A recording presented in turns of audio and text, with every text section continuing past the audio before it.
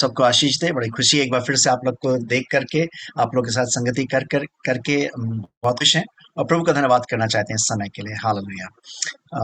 Screen sharing on है, मैं एक स्क्रीन को लेना चाहूंगा।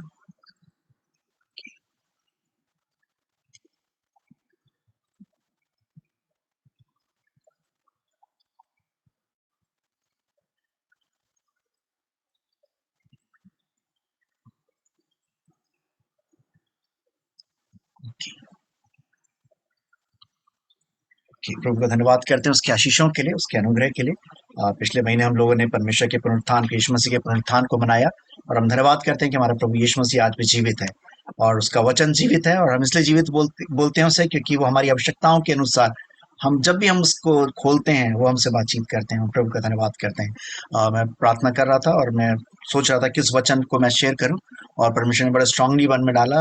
हम कलीसिया में, अपने चर्च में करीब 3 महीने से हम एक श्रृंखला के ऊपर अध्ययन कर रहे हैं। और 2 हफ्ते पहले मैंने एक वचन शेयर किया था और उसके कुछ काफी लोगों ने मुझसे बोला कि आप वचन हमें भेजिए, तो मेरे पास अभी तक उसको रिकॉर्डिंग एडिट नहीं हो पाई। तो मेरे मन में आया कि मैं क्यों ना उस वचन को हम आज आप लोगों के साथ, इस ग्रुप के साथ बांटे जिसके साथ हम बहुत समय से जुड़े हुए हैं और परमेश्वर का धन्यवाद करते हैं। ये हम प्रार्थना करें। हम प्रभु से बोले कि परमेश्वर, हमारी आवश्यकता के अनुसार, मेरी आवश्यकता के अनुसार मुझसे बोले, बातचीत करिए। मैं केवल एक वाहक हूँ, पोस्टमैन की तरह हूँ। ये वचन परमेश्वर का है, इसका लेखक पवित्र आत्मा है। और हम ये प्रार्थना करें कि पवित्र आत्मा जो आप व्यक्तिगत तरीके से हमें हर एक को देना चाहते हैं, हमें दीजिए। हमें मदद करें कि जो चीजें सीखनी है सीख सकें, या जिन चीजों को हमें अनलर्न करना है या जो हमने गलत सीखी हुई है जिसको हमें छोड़ना है, उसके लिए भी अपने आप को हम खोल सकें। पवित्र आत्मा हमारी मदद करिए। मैं अपने आप को आपके अधीन करता हूँ। पवित्र आत्मा मेरे दिमाग को, मेरे व्यक्तित्व को, मेरी जुबान को अपनी अधीनता में ले जाए। मैं अधिकार देता हूँ। हर प्रकार की टेक्नोलॉजिकल इंटरनेट की समस्या यीशु के नाम में जाती रहे। इस पूरी सभा को आपके हाथों में सौंपते हैं। आपने अभी तक मदद करी, चलाया प्रभु, हम धन्यवाद करते हैं प्रभु। जितने लोग इसमें शामिल हैं उसको धन्यवाद करते हैं। धन्यवाद करते हैं प्रभु, आपने जो दर्शन दिया प्रभु, अपने हमारे प्रियों को प्रभु जो इस सभा को चला रहे हैं आपके नाम में, हम प्रभु ऋषि नेहा को ब्लेस करते हैं, जॉय को ब्लेस करते हैं, जो हर तरीके से असिस्ट करते हैं प्रभु इस मीटिंग में। धन्यवाद करते हैं प्रभु, आदर महिमा आपको मिलने पाए यीशु के नाम से। आमीन, आमीन। Praise the Lord. बहुत खुशी है आप लोग के साथ एक बार फिर से शामिल होकर के। जो श्रृंखला का मैं अध्ययन कर रहा हूँ वो है हमारे आज के ऊपर। हमारा आज कितना महत्वपूर्ण है। हम बहुत ज्यादा चिंतित रहते हैं कल को लेकर के, हम बहुत ज्यादा बढ़ा चढ़ा के बात करते हैं, हम कल को लेकर के बड़े व्याकुल हो जाते हैं, जो हमारा कल बीत चुका हम उसी पे रह जाते हैं, लेकिन हम आज को नहीं पहचान पाते। हमारे आज बहुत महत्वपूर्ण है और हमें आज को पहचानना जरूरी है। और हमारे जीवन के बहुत से क्षेत्र हैं जिसमें हमें हमारे आज पे वर्णन करना बहुत जरूरी है। और ये कोर्स वैसे जो ये जो लेखक हैं, उसके मूल लेखक जो वो हैं डॉक्टर जॉन मैक्सवेल हैं, सी मैक्सवेल। और मैं क्योंकि इक्यूब का सीनियर टीचर भी रहा हूँ, उनकी मैंने संस्था में मैंने टीचिंग के तौर पे, विजिटिंग टीचर के तौर पे मैं जाता हूँ, उनके द्वारा मैं सर्टिफाइड टीचर हूँ। और मुझे बड़ा आशीष मिली इस उनके शिक्षाओं के द्वारा, और इसलिए मैं अपने अपने आप को मैंने सीखा और अपने कलीसियाओं को सिखाता हूँ। और कई जगह जब भी मुझे मौका मिलता है उस शिक्षाओं को मैं इस्तेमाल करता हूँ। और मैं इन दिनों में अपनी कलीसिया में उसी शिक्षाओं से बात कर रहा हूँ। और उसी श्रृंखला में से मैं एक आज विषय पे बात करने जा रहा हूँ जिसपे हमें काम करना बहुत जरूरी है, जिसको हम नेग्लेक्ट करते हैं, जिसपे हम नजरअंदाज कर देते हैं। हमें लगता है कि हम आत्मिक, बहुत ज्यादा आत्मिक हो गए, इसलिए हमें इस चीज पे ध्यान देने की जरूरत नहीं है। और मैं जो बात करने जा रहा हूँ वह हमारा आज इंपॉर्टेंस ऑफ रिलेशनशिप्स, हमारे आज के रिश्तों की अहमियत है ना। हम रिश्तों की अहमियत को कितना ध्यान देते हैं, है ना। आज हम उस पर विचार करने जा रहे हैं, उस पर बात करने जा रहे हैं। और मेरी प्रार्थना है, मुझे पता है कि परमेश्वर ने ही बड़े उपयुक्त तरीके से आज वचन दिया है और वो वचन के द्वारा हमसे बातचीत करेंगे। आज जब आप बैठे हुए हैं, पवित्र आत्मा जैसे भी आपसे बातचीत करते हैं, आप जरूर उसके ऊपर ध्यान रखें। लेकिन मैं आज बताना चाहता हूँ कि हमारे रिश्ते हमारी जिंदगी में बहुत अहमियत रखते हैं। उनकी क्या अहमियत है, आइए हम उनको वर्णन करें। आपकी जिंदगी में आपको क्या लगता है कि सबसे ज्यादा महत्वपूर्ण क्या है? आज हम नौकरी, बच्चे पहले पढ़ाई में, नौकरी की तलाश में, घर बनाने में, शादी हो जाए, बच्चे हो जाएं, उनको संभाल लें, बैंक बैलेंस हो जाए, हमारे एसेट्स हो जाएं, हमें लगता है ये सारी चीजें हमारी जिंदगी के एसेट हैं। लेकिन मैं आज आपको बताना चाहता हूँ, जिंदगी का सबसे बहुमूल्य एसेट या संपत्ति है, दौलत है, वो कोई हमारी मटेरियल पोजेशंस नहीं है, हमारी भौतिक संपत्ति नहीं है, लेकिन वो हमारे रिश्ते हैं। आज दुनिया में लोगों ने, और दुख की बात है कि मैं जब दुनिया की बात कर रहा हूं उसमें मसीही लोग भी शामिल हैं, आज मसीहियों ने, परमेश्वर से प्यार करने वाले लोगों ने रिश्तों, दुनियावी धन दौलत की वजह से अपने रिश्तों को खो दिया है। हमने भी पिछले महीने में जब हमने गुड फ्राइडे और ईस्टर को मनाया, रिजरेक्शन संडे को मनाया, हमने देखा यहूदा स्क्रूती जो यीशु मसीह के साथ 3.5 साल तक रहा, लेकिन थोड़े से चांदी के सिक्कों के लालच में उसने क्या किया, उस बड़े रिश्ते को क्रूसीफाई कर दिया, उसको सलीब पे चढ़ा दिया, है ना। वहां पर जब हेरोद पूछ रहा है, और वो लोग जिनके पेट भरे गए थे, जो यीशु मसीह के पीछे चलते थे, जिनको चंगाई मिली थी, उन्होंने क्या बोला कि इसको सूली पे चढ़ा दे, हमारे लिए बरअब्बास छोड़ दे, है ना, इसका खून हम पर और हमारी संतानों पर होने पाए, है ना। ये तो उस समय की बात कर रहे हैं, लेकिन मैं अगर आज के संदर्भ में आ जाऊं, तो आज आप अपनी जिंदगी में, अपने परिवार में, अपने आस पड़ोस में, अपने चाहे नौकरी का स्थान हो, रहने का स्थान हो, आप जरा नजरें उठा करके देखिए, आज हम कितने व्यस्त हैं बाकी चीजों में, और हमने रिश्तों को कहाँ लाके रख दिया है। आज अब अपने आप को किसी को जवाब देने की जरूरत नहीं। जब मैं आपसे सवाल करता हूं, मैं इसलिए सवाल करता हूं कि आप थोड़ा सा उस पर रिफ्लेक्ट कर सकें, अपने आप को हिला सकें। आज अपने अंदर आप झांक करके देखिए कि आपकी जिंदगी में रिश्तों का क्या मूल्य है, क्या स्थान आता है। अगर आप प्रायोरिटाइज करना शुरू करें, प्राथमिकताओं के स्तर लिखना शुरू करें 1 से लेके 10 तक, तो आप रिश्तों को कहाँ रखते हैं या कहाँ रखेंगे, है? सब कुछ जरूरी है, ये नहीं कि वो जरूरी नहीं है। आपकी नौकरी आपके लिए जरूरी है, आपके लिए आपका घर बनाना जरूरी है, शादी जरूरी है, आपका पढ़ाई जरूरी, सब कुछ जरूरी है, लेकिन उन सब की दौड़ में आज आप रिश्तों को कहाँ रख दिया। एक बात आज गांठ बांध लीजिए, इस बात को मान लीजिए, इस बात को जरूर एक अंडरलाइन कर लीजिए, हाईलाइट कर लीजिए अपने दिमाग में, कि जो सबसे बड़ी संपत्ति है जिंदगी की, वो रिश्ते हैं।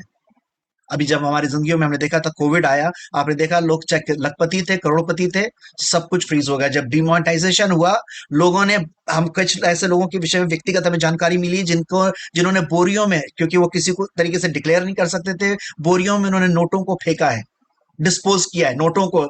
और मैं कोई कहानी किससे नहीं बता रहा हूं, मैं बहुत रियलिटी की बातें बता रहा हूं आपको। उस समय एहसास हुआ कि ये धन दौलत की सिर्फ कागज है ना। लेकिन हमें इस बात का ध्यान रखना है कि हमारी सबसे बड़ी जो एसेट है, वो रिलेशनशिप्स हैं। और जो आज आपके रिश्ते हैं, आपको परिपूर्णता, फुलफिलमेंट उन्हीं से मिलती है। आप कितनी धन कमा लें, आप कितना बड़ा घर बना लें, लेकिन आपकी जिंदगी के अगर रिश्ते कायम नहीं है, आपकी जिंदगी में कभी परिपूर्णता, कभी संतुष्टि, कभी सेटिस्फैक्शन नहीं आ सकती। आज आप देखिए, लोगों के पास सब कुछ है, लेकिन घर के अंदर शांति नहीं है। आज लोगों के अंदर सुकून नहीं है, क्योंकि क्या है, रिश्ते कमजोर होते चले जा रहे हैं, है ना। बड़ी विडंबना, मैं हमेशा इस बात को एग्जाम्पल को यूज करता हूं कि आप देखिए, आपके घर के अंदर 4 लोग हैं, आपको उनके विषय में नहीं पता है, लेकिन लोगों को सोशल मीडिया से ये पता है कि हजारों मील बैठा हुआ सेलिब्रिटी की पसंदीदा कपड़ा क्या है, उसका पसंदीदा डेस्टिनेशन क्या है, उसका सबसे फेवरेट खाना क्या है, उसके विषय में पता है। लेकिन अपने नेक्स्ट कमरे में जो व्यक्ति पड़ा है, उसके विषय नहीं पता कि उसको बुखार है, वो सही है, वो ऑफिस गया है या नहीं गया है, आपके पड़ोस में जो रह रहा है उसका नाम नहीं पता है। आज इतने व्यस्त हो गए हैं, है ना। कई जब लोगों से बात करते, उनसे बात करो तो उनको अपने सगे बहन भाइयों का नहीं पता है। लेकिन जो डिस्टेंट बैठे हुए लोग हैं, किलोमीटर के दौर पे, तो जो फेक आईडी के साथ भी शायद बैठे होंगे, उनके विषय में बहुत कुछ जानकारी है। आज खोखलापन आ गया, रिश्तों का नाम तो लेते हैं एक सोशल, अगर आप देखें, लोग बोलते हैं हमारे इतने फॉलोअर्स हैं, हमारे इतने फ्रेंड्स हैं ना। फेसबुक की जब बात करें तो लोग बात करते हैं हमारे 5 के इतने के हमारे फ्रेंड्स हैं। खोखले रिश्ते। अगर आप उसमें से पूछे कि कितने लोग हैं जो आपकी मुसीबत में, आपके शायद 4,000 5,000 उसमें फ्रेंड्स हैं, लेकिन आपकी जरूरत में कितनों को पता है कि आज आप जरूरत में हैं, आज तक तकलीफ में हैं, कितने लोग आपके साथ खड़े हो सकते हैं उनमें से। रिश्तों में खोखलापन आ चुका है। लेकिन हम जब बात करें, असली रिश्तों की बात कर रहे हैं, और जिस रिश्तों में जिसको आप महसूस कर सकें, जिसको जो आप एक दूसरे के लिए खड़े हो सके, हम उन रिश्तों की बात कर रहे हैं। और असली रिश्तों से आपको परिपूर्णता मिलती है, फुलफिलमेंट मिलता है। यीशु मसीह ने मरकुस 12 अध्याय की 30 31 में हमें सबसे बड़ी आज्ञा दी। और मैं बताना चाहता हूं कि ये आज्ञा जो है 2 डायमेंशनल है, यानी कि दो तरफी है, 2 हिस्से हैं इसके। हम इसको कई बार आधा बांट लेते हैं। मैं तो परमेश्वर को बहुत प्यार करता हूं, मैं परमेश्वर के लिए अपनी जान भी दे सकता हूं, दे सकती हूं, लेकिन प्रभु, मैं उसको बर्दाश्त नहीं कर सकता, मैं उसको बर्दाश्त नहीं कर सकती। मुझे नहीं पता, आपने कभी सुना हो, अगर वो इस मीटिंग में आएगा तो मैं उस मीटिंग में नहीं आऊंगी, अगर उस शादी के फंक्शन में वो आ रही हैं तो मैं नहीं आऊंगा। कभी आपने सुना ये शर्तें रखते हुए? मैंने सुना है लोगों को कहते हुए, अगर वो वहां पर आएंगे तो मैं नहीं आऊंगा, अगर वो वहां पर होंगे तो मैं नहीं आऊंगा। और हम दावा क्या करते हैं, हम परमेश्वर तुझसे बहुत प्यार करते हैं, हम तेरे लिए जान भी दे देंगे। लेकिन यीशु मसीह ने कहा, ये जो सबसे बड़ी आज्ञा बाइबल की क्या है, तो अपने परमेश्वर से और अपने पड़ोसी से, ये दोनों आज्ञा इनसेपरेबल हैं, इनको अलग नहीं किया जा सकता। जिस तरीके से हम क्रॉस देखते हैं, हम यहाँ पे क्रॉस देख रहे हैं, इसके 2 डंडे हैं, एक हॉरिजॉन्टल है, एक वर्टिकल है। है ना। जो हमारा वर्टिकल डंडा है वो परमेश्वर के साथ रिश्ते को दिखाता है, जो कहता है परमेश्वर से प्रेम कर, और जो हॉरिजॉन्टल है वो हमारे एक दूसरे के रिश्ते को दिखाता है। और ये क्रॉस उस बात को, उस आज्ञा को संपूर्ण करती है जो परमेश्वर ने किया। उसने अपने पिता से प्रेम किया, इसलिए उसने गत्समनी बाग में भी कहा, हे पिता, मेरी नहीं परंतु आपकी मर्जी मेरी जिंदगी में पूरी होने पाए। सलीब पे उसने कहा, हे पिता, इन्हें माफ कर। उसने उस रिश्ते को पूरा किया, एक परमेश्वर पिता के साथ और मनुष्य के साथ, एक दूसरे के साथ। और ये सलीब जो है हमें उस दो, जो उसके डंडे हैं, जो दो डायमेंशंस को बता रही है, इस आज्ञा के दो पहलुओं को बता रही है। ये आज्ञा हम अलग करके जो है इसको नहीं कर सकते, इसको दो हिस्सों में हम नहीं बांट सकते। ये दोनों मिल करके एक आज्ञा को कंप्लीट करते हैं। और यीशु मसीह ने कहा, तुम परमेश्वर से और एक दूसरे से प्रेम करना। हम पता है, अब यूहन्ना तो इस एक्सटेंट पे चला जाता है, अगर तुमने परमेश्वर को, जिसको तुमने देखा नहीं है, उससे प्रेम करने का दावा करते हो, जिस भाई को देख करके तुम प्यार नहीं करते हो, तो परमेश्वर पौलुस यूहन्ना क्या कह रहे हैं, तुम क्या हो? पाखंडी। हम बड़ा हर्ट ऑफेंड हो जाएंगे ना, अगर हमें कोई पाखंडी या हिपोक्रेट बोल दे तो हम बड़े ऑफेंड हो जाएंगे। लेकिन यूहन्ना कह रहे हैं, अगर तुम ये दावा करते हो कि तुम परमेश्वर से प्यार करते हो जिसको तुमने कभी देखा नहीं है, और अपने भाई को जिसको देख रहे हो उससे प्यार नहीं करते, तो तुम पाखंडी हो। बड़े हर्टिंग वर्ड्स हैं, लेकिन ये परमेश्वर का कठोर वचन है। आज हमने किस तरीके से अपने रिश्तों को रखा हुआ है। इसलिए यीशु मसीह ने कहा, अगर जब तू बलिदान लेकर के जाता है बलि चढ़ाने के लिए, और तुझे याद आ जाए तेरे भाई से तेरे को कुछ शिकायत है, तो तू अपनी बलि वहीं छोड़ दे, अपने गिफ्ट को, अपने वरदान को वहीं छोड़ दे। हम कई बार बड़ा घमंड करते हैं, हम इतनी टाइट देते हैं, हम इतनी ऑफरिंग देते हैं, हम इतने फास्ट रखते हैं, हम इतने घंटे प्रार्थना करते हैं, हम इतने घंटे बाइबल पढ़ते हैं। अगेन मैं हमेशा बोलता हूँ, मैं ये कुछ गलत नहीं है, लेकिन अगर हमारे रिश्ते सुधरे हुए नहीं है तो वो परमेश्वर को ग्रहण योग्य नहीं हो सकता। हम उनके आधार पे हम इसको नहीं ढांप सकते कि हमारे रिश्ते हमने लोगों से खराब कर रखे हैं। परमेश्वर को वो पसंद नहीं है। परमेश्वर को पसंद है हम सब वो चीज सब प्रभु को ग्रहण योग्य होगी, जो हमारे रिश्ते, जो पृथ्वी के रिश्ते हैं हमारे एक दूसरे के साथ, वो हमारे सुधर सकें। आज मैं आपको बताना चाहता हूं, हमें अपने रिश्तों पे काम करने की जरूरत है। दोनों रिश्तों पे, परमेश्वर के साथ और एक दूसरे के साथ। हमने अक्सर जो है अपने रिश्तों के ऊपर काम करना बंद कर दिया है। हम सोचते हैं ये तो ऑटोमेटिक चीज अपने आप हो जाएगी, लेकिन रिश्ते हमारे ऑटोमेटिक नहीं है। हमें उन पे काम करने की जरूरत है, हमें वर्कआउट करने की जरूरत है। परमेश्वर के साथ हमारे रिश्ते और मनुष्य के साथ जो हमारे रिश्ते हैं, हमें जो है हमारी जिंदगी में कई बार कुछ रिश्ते बड़े इंपॉर्टेंट है, और हमें कई बार बड़ा समय जो कम लगाते हैं। हम कितना समय देते हैं डिसाइड करने में कि हमारी जिंदगी में कौन कौन शामिल होगा। हमें लगता है कि ये रिश्ते अपने आप हो जाएंगे। हम डिसाइड कर लेते हैं कुछ लोगों को हम अपनी जिंदगी में रखना चाहते हैं, कुछ को नहीं रखना चाहते हैं। हम कुछ रिश्तों के काम करना चाहते हैं, कुछ रिश्तों को हम सोचते हैं ये तो ऑटोमेटिकली हो जाएंगे। आपको पता है, एक बच्चे और माँ बाप का रिश्ता भी ऑटोमेटिक नहीं है। अगर माँ बाप ऐसे ही बच्चों को छोड़ दें या बच्चे माँ बाप को ऐसे ही छोड़ दें, तो वो रिश्ते भी वर्कआउट नहीं हो सकते। भाई बहनों के रिश्तों को अगर आप ऐसे ही छोड़ दें तो वर्कआउट नहीं हो सकते। पति पत्नी के रिश्तों को अगर ऐसे ही छोड़ दें, आपके बीच में कोई लड़ाई हुई और आपने ऐसे ही छोड़ दिया, तो रिश्ता टूट जाएगा, वो बंध के नहीं रह पाएगा। या हिपोक्रेटिकली, जो आप दिखाने के लिए, दिखावा करने के लिए छत के नीचे रहते रहेंगे, लेकिन आप जो है अंदर से आपको, आप जो क्या है केवल आप ही जानते हैं, बाहर किसी को पता नहीं चल पाएगा। लेकिन आपके रिश्तों को आप भाग्य पे, चांस पे ना छोड़ें। आज लोगों ने, मसीहों ने, विश्वासियों ने रिश्तों को भी छोड़ दिया। बोलते हैं, अरे परमेश्वर की मर्जी होगी तो सब कुछ ठीक हो जाएगा, हमारे रिश्ते मजबूत हो जाएंगे। है ना। अगर यही बात हमारा विश्वास है तो हम बाकी चीजें परमेश्वर पे क्यों छोड़ देते हैं? फिर हम क्यों नौकरी के पीछे पड़े रहते हैं? फिर क्यों बाकी जरूरतों के लिए, चंगाई के लिए, बाकी चीजों के लिए हम पीछे पड़े रहते हैं? प्रभु को क्यों नहीं छोड़ते? प्रभु की मर्जी होगी तो हमें पैसे मिल जाएंगे, प्रभु की मर्जी होगी तो हम चंगे हो जाएंगे, प्रभु की मर्जी होगी तो शादी हो जाएगी, प्रभु की मर्जी होगी तो घर बन जाएगा। हम उनको चांस में नहीं छोड़ते, हम अपने एफर्ट्स करते हैं, हम सारे प्लान्स बनाते हैं। उसी प्रकार हम रिश्तों को, रिलेशनशिप्स को हम चांस के ऊपर, भाग्य के ऊपर, हम समय के ऊपर नहीं छोड़ सकते। दिस इज समथिंग जिसको हमें जिसके ऊपर हमें व्यक्तिगत तौर से काम करना जरूरी है। दो बड़े एक्सपर्ट रिलेशनशिप्स के ऊपर हैं लेखक। उन्होंने इस प्रकार से लिखा है कि रिलेशनशिप, हमारी जो रिश्ते हैं, हमारी मदद करते हैं इस बात को बताने में कि हम क्या बनेंगे। हमें जो है इस बात को मदद कर कि हम क्या हैं और हम क्या बनेंगे, ये रिश्ते में बताते हैं। है ना। इंग्लिश में इस प्रकार, relationships help us to define who we are and what we become. ये बताता है कि हमारे जो लोगों के, हमारे रिश्ते दुनियावी परमेश्वर के साथ और जो एक दूसरे के साथ रिश्ता है, ये इस बात को परिभाषित करता है कि हम आज कौन है। हमारे पास, हम कितनी लंबी दुआएं करते हैं, हम कितने उपवास रखते हैं। ये नहीं, यीशु मसीह ने कहा लोग तुम्हारे आपस के प्रेम को देख के जानेंगे कि तुम मेरे चेले हो। तुम कितने बड़े बड़े आश्चर्य कर्म करते हो, तुम कितने बड़े बड़ी दुआएं करते हो, तुम कितना दशवांश देते हो, कि तुम कितने दान पुण्य करते हो, इससे नहीं जानेंगे। लोग किससे जानेंगे? तुम्हारे आपस के प्रेम को देख करके जानेंगे तुम मेरे चेले हो। This is something very important. इसलिए हम इस पे आगे भी आज हम देखेंगे, और हम इस बात को देख सकते हैं कि हमारी जिंदगी की जो सबसे महत्वपूर्ण सफलताओं के अगर आप पीछे अपने गौर करें तो आप देख सकते हैं कि वो आपके रिश्तों की वजह से था। कहीं ना कहीं रिश्तों की वजह से आपको कहीं ना कहीं ब्रेक थ्रू या ओपनिंग मिली, चाहे वो आपके रिलेशनशिप, आपके किसी स्पिरिचुअल एरिया में हो, फिजिकल मटेरियल एरिया में, किसी ना किसी क्षेत्र में आप देखें, वो केवल रिश्तों की वजह से था, दोनों परमेश्वर के साथ और मनुष्य के साथ। हम देखते हैं कि आपकी जो लाइफ के सबसे, जो जिंदगी के सबसे बड़े अनुभव हैं, उसमें कौन शामिल है? लोग शामिल हैं। बिना लोगों के आपकी जिंदगी में अनुभव नहीं आ सकते। आप लोगों को अलग करके, इसलिए बाइबल में कभी जीवन को ऐसे नहीं बांटा गया कि पहले तुम जो है जैसे हम बाकी धर्मों में देखते हैं ना कि जिंदगी को चार धामों में बांट दिया गया, चार स्टेट्स में बांट दिया गया। पहले आप जो है एक अलग दौर है, उसके बाद परिवार का दौर है, उसके बाद संन्यास का दौर है ना। परमेश्वर ने ऐसा नहीं बांटा है कि अलग अलग नहीं बांट दिया। आप ऐसा नहीं कि परमेश्वर से प्यार करते हैं तो आप दुनिया छोड़ करके जंगल में जाके बैठ जाइए और तभी आप परमेश्वर से प्यार कर सकते हैं, नहीं। इसलिए हमने देखा यीशु मसीह की सबसे बड़ी आज्ञा, तुम परमेश्वर से और एक दूसरे से प्रेम करो। हम परमेश्वर और एक दूसरे को, दुनिया के लोगों को एक साथ लेकर के चलना है, तब हम परमेश्वर की सेवा कर सकते हैं। इसलिए हमारे, हम इस बात को देखते हैं कि हमारी जिंदगी के जो सबसे बड़े अनुभव हैं उसमें लोग इन्वॉल्व हैं।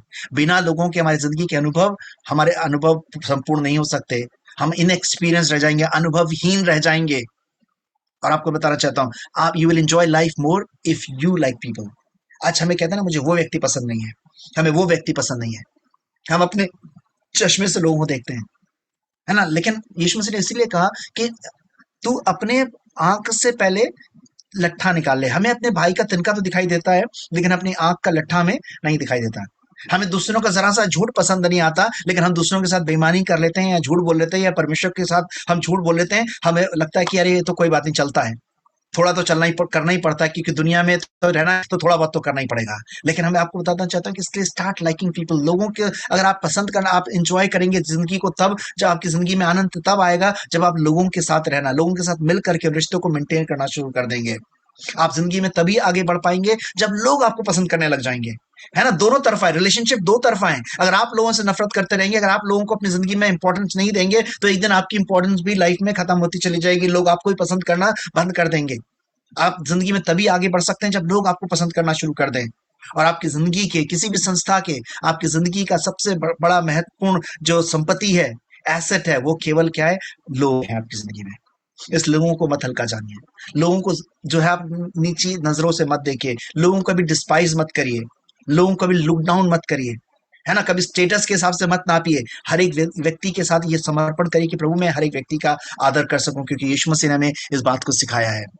मैं आज आपको कुछ एक स्पेशल नेटवर्क देना चाहता हूँ। अगर आपके पास पेन पेपर है तो मेहरबानी से लिख लीजिएगा, आप उसके साथ तैयार हो जाइए। अगर नहीं है तो मैं आपको 1 मिनट देता हूँ, आप पेन पेपर ले सकते हैं।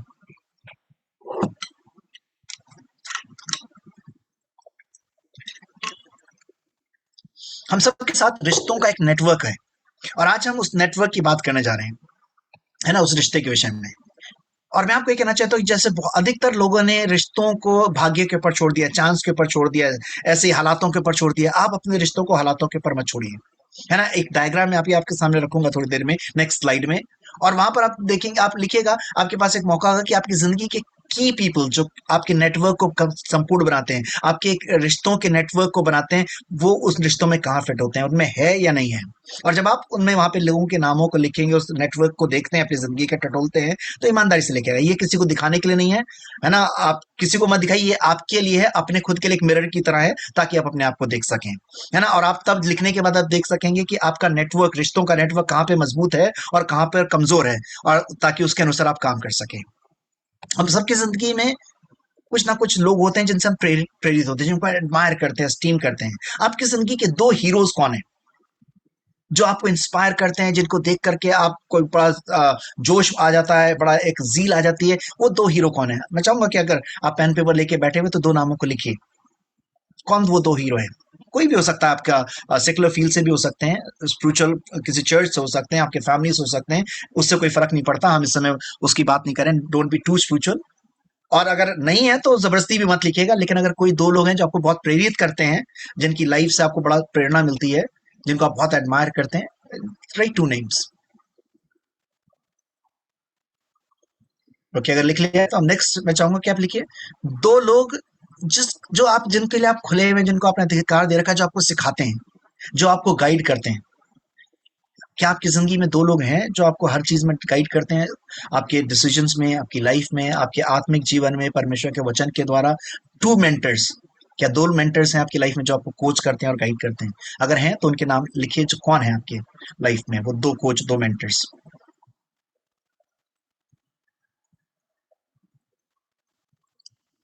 वो जिनको आपको लगता है कि वो परमेश्वर का खरा वचन आपको देते हैं, बिल्कुल सही वचन बताते हैं, सही, बिना निडर होकर के, बिना झिझके हुए बिल्कुल सही तरीके से आपको गाइड करते हैं। फिर मैं बोलूंगा अगर नहीं है तो जबरदस्ती मत लिखिएगा। ओके। थर्ड है अकाउंटेबिलिटी पार्टनर्स। कम से कम दो लोग जो आपकी मदद करते हैं आपको कमिटमेंट याद दिलाने में। आपने कोई समर्पण किया और आपको बार बार पूछते रहते हैं भाई, अगर कि भाई आपने ये काम किया। अगर आपने बोला था कि मैं सिगरेट छोड़ना चाह रहा हूँ, मैं कल से या एक हफ्ते से मैं सिगरेट पीना छोड़ दूंगा, तो क्या दो लोग हैं जो आपको पूछे भाई तुमने कहा था, वायदा किया था मैं सिगरेट नहीं पीऊंगा, अब आपने क्या सिगरेट पीना छोड़ दी? या आपने कहा था कि भाई मैं, आपने कोई प्रोजेक्ट पे काम कर रहे थे, आपने कहा मैं एक हफ्ते के अंदर प्रोजेक्ट कंप्लीट कर लूंगा। क्या दो लोग हैं जो आपसे पूछता कि भाई तुमने कहा था इस हफ्ते में तुम्हारा प्रोजेक्ट कंप्लीट हो जाएगा, क्या तुमने प्रोजेक्ट कंप्लीट कर लिया? क्या ऐसे दो लोग हैं आपकी जिंदगी में? अकाउंटेबिलिटी पार्टनर्स का मतलब है कि आपने अपनी जिंदगी को अधिकार दिया है कि वो आप उनके प्रति जवाब दे हैं, आपसे वो सवाल कर सकते हैं, है ना? ऐसा नहीं कि आप उससे सवाल पूछें तो आप बोले भाई तुम कौन होते मुझसे पूछने वाले। वो अकाउंटेबिलिटी पार्टनर्स नहीं है। कहने को आप उनके लिए बड़ी बड़ी बोल सकते हैं, लेकिन अकाउंटेबिलिटी यानी जवाबदेही के सहायक लोग वो हैं जो आपसे पूछें और आप उनसे ऑफेंड ना हो, आपको बता सके। क्या ऐसे दो लोग हैं आपकी जिंदगी में जो आपको आपके कमिटमेंट्स, आपके वायदे, जो अभी आपने वाउस लिए हैं, वो आपको स्मरण दिला सकें? अगर है तो दो नाम लिख लीजिए। अगर लिखा है तो हम आगे बढ़ते हैं। नेक्स्ट आप लिखिए दो मॉडल्स। दो लोग जो कि आपके लिए मॉडल हैं, जो आप करना चाहते हैं वही करते हैं। जैसे अगर आपको म्यूजिक बहुत पसंद है, कुछ पर्टिकुलर तरीके से गिटार बजाना, पियानो बजाना, या गाना, या प्रचार करना, या कोई भी चीज आपको लगता है किसी भी क्षेत्र में, है ना? आत्मिक नहीं तो हो सकता खाना पकाना वाला है, आपको लगता है कि उनका खाना आपको बड़ा पसंद है, बनाने का तरीका, कोई भी चैनी चीज, जो दो आपके मॉडल्स हैं जो वैल्यू बेस्ड हों, जो वो करते हैं आपको बड़ा अच्छा लगता है, कौन से वो आपके दो मॉडल्स कौन है आपकी लाइफ में?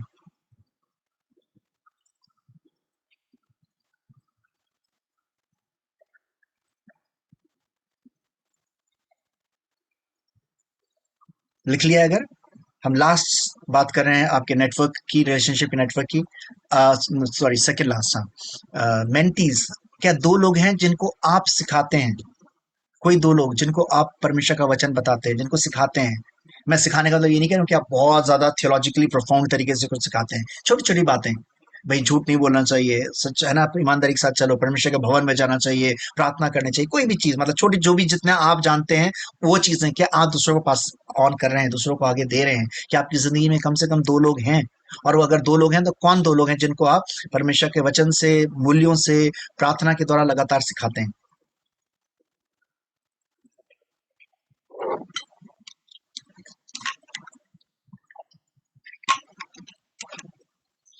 फिर लास्ट इस नेटवर्क रिलेशनशिप में जो बात कर रहे हैं, आपका इनर सर्कल, बड़ा गहरा जो आपका आंतरिक घेरा है, उसमें दो फैमिली, दो फ्रेंड्स, जिनके साथ अपनी लाइफ आप शेयर करते हैं, जिनके साथ ज़्यादा टाइम स्पेंड करते हैं, जिनके साथ अपनी एक्सपीरियंसेस को आप शेयर करते हैं, जिनके साथ खेलते हैं, जो आपको सपोर्ट करते हैं, है ना? आप दुख में होते हैं, परेशानी में होते हैं, जैसे मैंने एग्जांपल दिया ना, आपके फेसबुक पे शायद 2,000, 3,000, 5,000 फ्रेंड्स हो सकते हैं, लेकिन उनको ये नहीं पता कि आज आपकी जिंदगी में क्या चल रहा है, आज आप उदास है, आप परेशान है। लेकिन ये वो लोग हैं आपके इनर सर्कल, जब आपका कुछ नहीं बोला लेकिन आपको देखते के साथ बोलते हैं भाई क्या बात है, आज बड़े परेशान लगा नजर आ रहे हो, क्या हो गया? क्या कुछ वाइफ से झगड़ा हो गया? क्या मम्मी पापा ने कुछ कह दिया? है ना, आपके बिना बोले उनको पता है ना? वो आपके साथ खड़े होते हैं, भाई बताओ, है ना? और आपके चेहरे से बताते हैं आज बड़े खुश हो, क्या हो गया भाई, कोई लॉटरी जीती है क्या? है ना, आपकी फीलिंग्स, आपके चेहरों को, आपके जेस्चर को देख के पहचान लेते हैं। वो दो लोग क्या आपकी जिंदगी में से दो लोग हैं? अगर हैं तो लिखिए कौन है वो दो लोग आपके, है ना? आपके फैमिली में, फ्रेंड में, हो सकता है दो फैमिली में दो फ्रेंड्स भी, चार भी लिख सकते हैं आप, लेकिन एटलीस्ट दो तो आप जरूर लिखिए अगर हैं तो, है ना? आप मीटिंग के बाद, अब आप, मैंने जैसे मैंने कहा ईमानदारी से आपने लिखा है, मीटिंग के बाद अकेले में किसी, शायद अगर आप नहीं चाहते अपने स्पाउस, अपने वाइफ, अपने माँ बाप, किसी से मत शेयर करिए, अपने आप परमेश्वर के सामने बैठ करके देखिए कि आपका ये नेटवर्क का, जो रिलेशनशिप का नेटवर्क है, किस किस जगह पे मजबूत है और किस किस जगह पे कमजोर है। क्या ये नेटवर्क पूरे 6 ब्लॉक्स में कंप्लीट है? नहीं है? तो जहां पे कमजोर है जहाँ स्ट्रांग है प्रभु का धन्यवाद करिए, लेकिन जहाँ कमजोर है प्रार्थना के साथ उसको मजबूत करिए। हाँ, मैं एक वार्निंग देना चाहूंगा, जो आपके अकाउंटेबिलिटी पार्टनर्स हैं, इसमें जरूर ध्यान रखिएगा कि ऐसे लोग हों जिन पे आप भरोसा कर सकें। गॉसिपर्स न मत लीजिएगा अपने अकाउंटेबिलिटी पार्टनर से। आपने किसी को बताया कि भाई मैं इस समस्या से गुजर रही हूँ, और उसने क्या किया, इसी को आगे बता दिया, तो आपका उसमें मदद होने की जगह आप और निराश हो जाएंगे और शायद परमेश्वर से भी दूर हो जाएं। तो ये जब आप अपने जवाबदेही के पार्टनर्स ढूंढ रहे हैं, तो जरूर ऐसे व्यक्ति हों जो आप पे जिन पे आप भरोसा कर सकें, जो परमेश्वर का भय मानते हो, जो आपको पता हो वो आपकी बात को कहीं पास ऑन नहीं करेंगे, वो उनके कानों के अलावा, उनके दिमाग के अलावा कहीं और नहीं जाएगी। इवन आपके जो इनर सर्कल है, वो भी आप वही लोग रखिए जो आपको पता है, जो आपके साथ बहुत करीबी हैं, जो आपको सचमुच में सही तरीके से गाइड करेंगे, आपकी गलत चीजों को हाइड नहीं करेंगे, आपकी सही चीजों को गलत नहीं ठहराएंगे, है ना। ऐसे लोग होने चाहिए। हम हम बिब्लिकल केस स्टडी देखना चाहते हैं इस रिश्ते के ऊपर। मुझे नहीं पता आपने, लेकिन मैं उम्मीद करता हूँ कि शायद अधिकतर लोगों ने अबीगेल की कहानी को पढ़ा होगा, है ना। ये पाया जाता है पहला शमूएल 25 अध्याय उसकी 12 से 42 आयत में। हम इसको पढ़ेंगे नहीं, आप रेफरेंस नोट कर लीजिए, क्योंकि रेफरेंस पढ़ने में काफी टाइम लगेगा, आप बाद में पढ़ सकते हैं। मुझे उम्मीद है कि आपको पता है होगा। अब ये उस समय की बात है जब दाऊद राजा अभी सिंहासन में बैठे नहीं है, अभिषेक शमूएल ने कर दिया था, उनका चुनाव हो चुका है, लेकिन अभी शाऊल राजा है। और शाऊल जो है, एक नफरत उसके अंदर आ चुकी है, क्योंकि जब लोगों ने दाऊद की प्रशंसा करना शुरू करी, दाऊद जो था एक लोगों में प्रशंसनीय बनने लगा, तो दाऊद शाऊल के अंदर नफरत आ गई, जेलसी आ गई। और दाऊद जो है, राजा जो है, अपनी जान को बचा रहा है, जंगलों में रह रहा है, और वहां पर उसने एक सेना को खड़ा किया, उसके साथ लोग है जो है, और धीमे धीमे वो जो अपने आप को स्टेबल कर रहा है, और वो बच रहा है शाऊल के से भी। लेकिन उस समय वो क्या करता था, लोगों की मदद करता था, और उसके बदले में लोग उसको खाना पीना देते थे, उसको अपना सामान देते थे, जिसका वो और उसके जितने संगी वारिस थे, जितने संगी लोग थे, उसके कंपेनियंस थे, वर्कर्स थे, उनका वो खान पीन चलता था। उसने नाबाल नाम के एक व्यक्ति की मदद करी, और अब जब जरूरत के समय में उसने अपने लोगों को भेजा कि जा करके उनसे बोल कि हमें कुछ सहायता के तौर पे दें। और वहां पर हम देखते हैं कि नाबाल क्या करता है, बड़ी बदतमीजी करता है उनके साथ, और उनको बेइज्जती करके भेज देता है। और जब ये खबर दाऊद को पहुंचती है, तो हमें पता है कि क्या होता है, और दाऊद बड़ा क्रोध में आ जाता है, और वो कहता है मैंने इसकी मदद करी, क्या मैंने इस दिन के लिए मदद करी थी। और इससे पहले कि दाऊद आकर के कुछ भी हमला करता, अबीगेल, या जो उसकी नाबाल की पत्नी थी, उसको पता तो चलती है बात, और वो कहती है कि तो मेरे पति ने बड़ी मूर्खता की हरकत करी है, और वो उस गलती का खामियाजा जो उसको भरपाई करने के लिए, कॉम्पनसेट करने के लिए निकलती है। ये है कहानी। मैं आपको सिर्फ नक्शल में बताइए, ताकि अगर आपने नहीं कहानी पढ़ी है तो मैं आपको याद आ जाए, आपको पता चल सके क्या कहानी है। हम इसमें से कुछ लेसन को सीखेंगे कि क्या रिश्तों के क्या लेसन हैं। हम जानते हैं कि अबीगेल एक बाइबल का बड़ा पसंदीदा, यानी बड़ा चाहने वाला एक करेक्टर है, और बड़ा करिश्मेटिक करेक्टर है, और बड़ी विजयी जीतने वाला करेक्टर है। हम देखते हैं उसने रिश्ते को बड़े स्किलफुली हैंडल किया। उसका पति नाबाल है, उसके ठीक विपरीत दिखाई दिया रिश्तों को निभाने में। हम देखते हैं कि उसके अंदर रिश्तों को निभाने की जरा सी भी स्किल नहीं है, जिसकी वजह से उसकी जिंदगी में एक डाउनफॉल आ गया। और हम देखते हैं कि अगर अबीगेल उसकी जगह नहीं खड़ी होती, तो नाबाल और उसका परिवार जो था हलाक हो जाता, नाश हो जाता। लेकिन अबीगेल ने रिश्तों को अहमद को समझी, और उस रिश्ते के लिए खड़ी हुई। हम देखते हैं कि दोनों के रिश्तों में, दोनों के स्वभाव में, रिश्तों को बनाने में क्या विडंबना थी, क्या कॉन्ट्रास्ट था दोनों में। हमें यहाँ पे कुछ लेसन सीखने के लिए मिलते हैं। हमें रिश्तों में कुछ रिस्की इनिशिएटिव्स, कुछ खतरों को लेना पड़ता है। हमें रिस्की इनिशिएटिव्स लेने पड़ते हैं। हम देखते हैं अभी ये सबसे पहला कदम क्या उठाया, कि वो जो सिचुएशन बड़ी खराब हो चुकी थी, उसको सुधारने के लिए, उसको सुलझाने के लिए उसने अपने कदम को बाहर निकाला, बिना निडर होकर के, है ना। उसको पता था कि दाऊद गुस्से में होंगे, दाऊद भड़का हुआ होगा, क्योंकि जिस तरीके से मेरे पति ने बदतमीजी करी है और उसके लोगों को बेइज्जती करके भेजा है, लेकिन उसने उसके बावजूद भी, बिना परवाह किए हुए कि उसका क्या होगा, उसने एक रिस्की इनिशिएटिव लिया। हम कई बार रिश्तों में बड़ा हल्के रास्ते ढूंढते हैं। हम कोई भी जरा सा भी जोखिम नहीं उठाना चाहते, है ना। कोई हमसे थोड़ा सा पैसा मांग ले, हम पैसे से किसी की मदद करने के लिए राजी नहीं है। कोई हमारे साथ, अपने साथ खड़ा होने के लिए बोल दे, हम खड़ा होना नहीं चाहते। हमें अपना और अपने परिवार के विषय में सोचते हैं, हमें सिर्फ मैं दिखाई देता है। लेकिन मैं बताना चाहता हूँ, रिश्तों में हमें कई बार कुछ रिस्की, है ना, कुछ हमें जोखिम वाले पहल भी, कदम भी उठाने पड़ते हैं। और अभी ये ले वो जो था, एक जोखिम भरा कदम उठाया, कि वो अपने लोगों को लेकर के, अपने सामान को लेकर के अपने घर से निकली दाऊद से भेंट करने के लिए। दूसरी चीज हम देखते हैं, उसके अंदर एक इमोशनल सिक्योरिटी, वो जानती थी वो कौन है और वो क्या करने जा रही है ना। वो जो थी भावनात्मक तरीके से जो है बिखरी हुई नहीं है। हम कई बार इमोशनली इतने इनसिक्योर होते हैं कि हम अपने अलावा किसी की सोच ही नहीं पाते। हम कई बार सेल्फ पिटी में भरे होते हैं, हमें सिर्फ मैं दिखाई देता हूँ, हम अपने पुराने समय को करके बैठे रहते हैं। हमारी जिंदगी में कई बार मैं उसके अलावा बाहर ही नहीं आ पाते हैं। हम किसी दूसरे को महत्व इसलिए नहीं देते क्योंकि हम खुद इतने ज्यादा इनसिक्योर हैं। लेकिन यहाँ पर हम देखते हैं कि अबीगेल जो थी इमोशनल सिक्योर थी, और उसने अपनी जो अंदर की आइडेंटिटी को था, उसने इस पहल के द्वारा उसके साथ दाऊद के साथ मुलाकात करके और एक अपने रिश्ते के हाथ को बढ़ा करके उसने सिक्योरिटी को दिखाया। तीसरा हम देखते हैं कि जो उसने हमें सीखने को मिलता है, उसने एक नम्रता को दिखाया, ह्यूमिलिटी को दिखाया, एक सच्ची ह्यूमिलिटी, दिखावे के तौर पे नहीं। आज हम देखते हैं कि हम लोगों को जो दिखाते हैं ना, दिखावा करते हैं, है ना, दिखाने के लिए हम लोगों को गले लगा लेंगे, सब करेंगे, लेकिन हम शायद मन में दांत पीस रहे होते हैं, है ना, या हम बोलते हैं कि ठीक है मौका आ जाए, है ना, हम हम्बल नहीं होना चाहते, हम झुकना नहीं चाहते, है ना, हम शर्तें रखते रहते हैं। लेकिन हम देखते हैं कि यहाँ पर उसने क्या किया, जाकर के दाऊद के कदमों पे गिर गई। हमने जब जब हम गुड फ्राइडे पैशन मना रहे थे, हमने देखा यीशु मसीह की जिंदगी को याद कर रहे थे हम। यीशु मसीह ने जब प्रभु बोझ लिया किया, तो हम देखते हैं यीशु मसीह ने कितनी ज्यादा नम्रता दिखाई। यीशु मसीह खुद घुटनों पे आ गए, अपने चेलों के पैर धोए। और बड़ी जो हमें ध्यान देने वाली बात है, जो बड़े हमें चौंका भी सकती है अगर हमने ध्यान नहीं दिया, तो ये है कि उन्हीं 12 में यहूदा स्क्रूति भी था, जिसने जो यीशु मसीह को धोखा देने वाला था।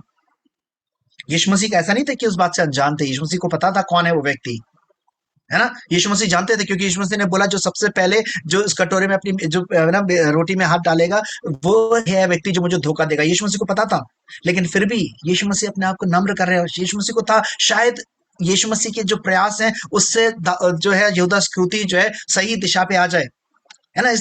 मैं फिर इस बात को बोल रहा हूँ, हो सकता है कि हमारे प्रयासों के बावजूद भी कुछ लोग रिश्ता बनाने के लिए तैयार ना हो, अपने आपके साथ जोड़ने के लिए तैयार ना हो, उससे फर्क नहीं पड़ता। लेकिन आपको अपना कार्य करना, अपनी जिम्मेदारी निभाना जरूरी है। यीशु मसीह ने अपना कार्य पूरा किया सलीब के ऊपर, यीशु मसीह ने अपने कार्य को पूरा किया। हे पिता ने माफ कर, क्योंकि नहीं जानते, बड़ी नम्रता दिखाई।